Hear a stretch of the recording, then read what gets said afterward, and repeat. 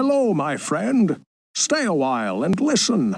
What's going on YouTube? It's Filthy and I'm back with another video. I've been getting a few questions on stream how to do bounties with Firebirds. This is going to be a build guide and a kind of a tip guide. Now honestly, this isn't an amazing build for bounties. For some bounties it does work quite well because you have infinite teleport with Firebirds, which is very nice. But anything where you've got to kind of interrupt your explosive blast is a pain. So rescuing 5 people at once or Rathma's Gift, any of those type of ones are a bit of a pain in the butt. Also, it's not great at like killing 150 enemies because you've not got a massive range on explosive blast. But as I say, for traversing the map, it is pretty good. I probably I'll show you how I play it anyway for bounties, but I probably would jump on another character. If you're only doing Wizard, I think probably Hydra or Legacy of Dreams Frozen Orb is maybe a way to go, but I understand that people want to play one spec. I understand that Firebirds is the hot new thing, so this is probably about as good as I can do, and it is a fairly lazy build. We do get stuff stacked for us, which is kind of nice. Now Firebirds, hopefully speaking, you all know how it works now. We just channel, we get the disintegrate stacks. This gives us infinite teleport, provided we keep the stacks up, which is nice. And basically we detonate the 6-piece. So these 50 stacks, whenever we use a fire spell that isn't convergence, we detonate them. So we have explosive blast on A, so whenever that goes off we will detonate anything that we have ignited. Now we've got the Injum here, so if we do happen across a goblin or an elite and we kill it, basically explosive blast is on a 6-second cooldown. Injum does 8 to 10 seconds, so you don't need a 10-second Injum, an 8-second one is fine, and that will basically permacast explosive blast for you. So all you have to do is teleport, and provided you stand next to it, you will melt it with explosive blast. Now obviously sometimes you don't have the Injum, sometimes you don't want to wait for this to come back up, so we have a manual detonation, and that is Spectral Blades, Flame Blades. You can pick any fire skill you want here, absolutely no problem. We have got 5 pieces of Firebirds, so I've gone for Crimsons on the belt and boots just to help with resource cost reduction, just to allow us to channel infinitely, which is very nice. We have got obviously a Rogue. I've got mine on the character because we're using Carini. We're not taking a gold wrap in this, so we do need some toughness. So Carini will give us 80% damage reduction after we electrocute with Storm on, which is very nice. So Rogue to make up the bonuses. Now you'll probably think this is a bit weird. We've got some Twister items here. We've got no Twister on the bar. Basically what we're doing with the Etch Sigil is we don't care about the modifier. This is just a stat stick. You just want one with, you know, nice rolls. But as you will see, as we channel, we generate Twisters. Now when we pair this with the Ransler's Folly, again the Twisters will basically do a group for us. It'll do like a little pixel, and then we can like teleport to it, and then the explosive blast to blow it up, or we can click it with the Spectral Blade. So these 2 items are purely stat sticks. They're just for grouping. You don't care about the multipliers on either of these. Obviously if you want to play some Energy Twister at some point, you can get yourself some nice ones.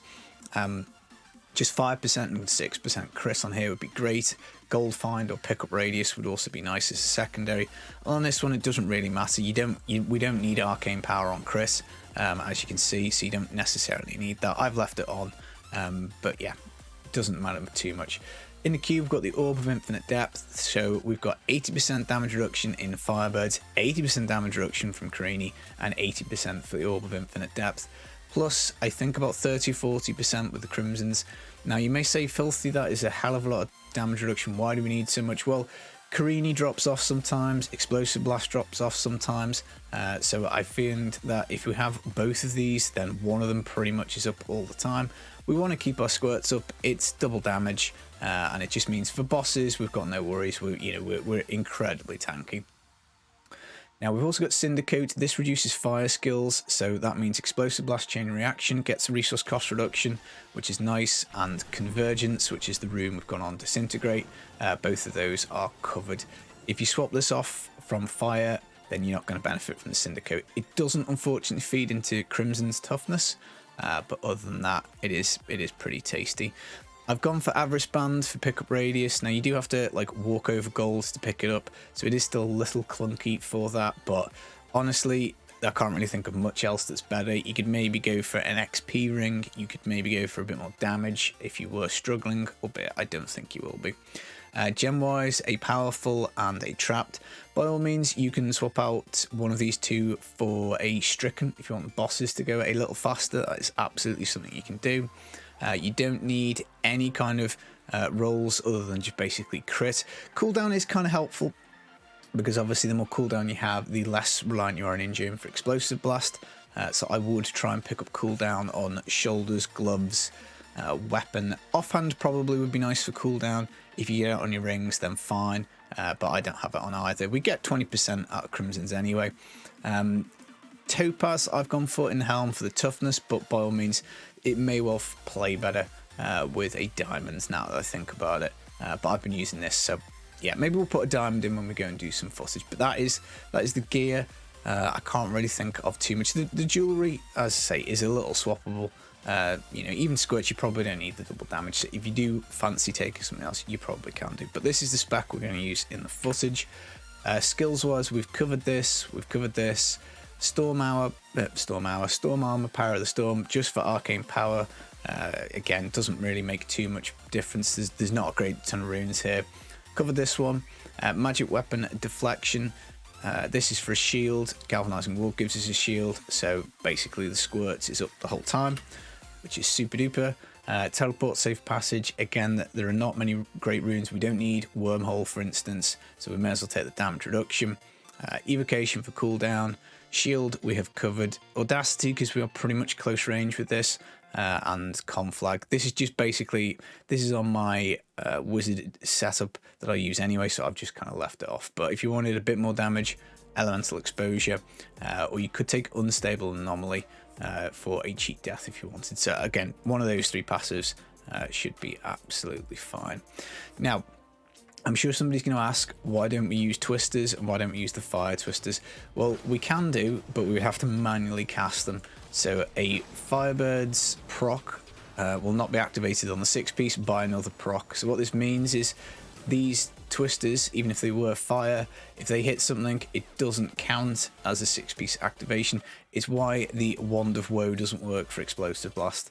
But yeah, this, as I say, is probably about the best that we can do. So let's jump into some footage and let's go do some bounties. So I'll be back in a sec in a public game. Right, so we've loaded into a public game. Now what I basically do with this is I will go and kill all the bosses, because we're going to numlock the Explosive Blast, we're going to pop the Arcane Magic Weapon, sorry, and also the Storm Armor. And basically I'm just going to run to all the bosses, because doing the other bounties is very suboptimal with this setup, so we may as well make ourselves useful. But as you can see, we're getting these little pulls. We'll see if we can find a better example. That didn't really work, but it's worth stopping to kill an elite, because now we've got the Ingame up. We will basically. So there you go. That's a little pull there. Another little one there. Now the thing is the pull size isn't massive. So on maps where you've got to kill like loads of stuff, it is a little bit of a pain in the butt. But I would still, whenever I see an elite, I do tend to stop and kill it, because I just think it's worth it for the Ingame. But by all means, you can stop. So as you can see, it's not too bad, not too slow, but you want to really be avoiding those bounties that have got like multiple instances of stuff to rescue. So as we say, Rathman's Gift is a bad one.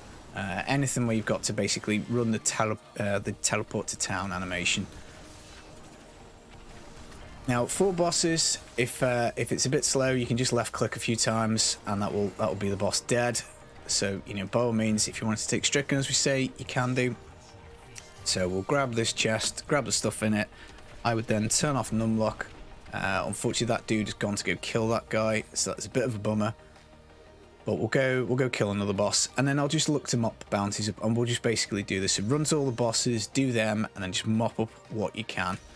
And you should be absolutely fine. So as I say, we can cover quite a lot of distance, which is nice.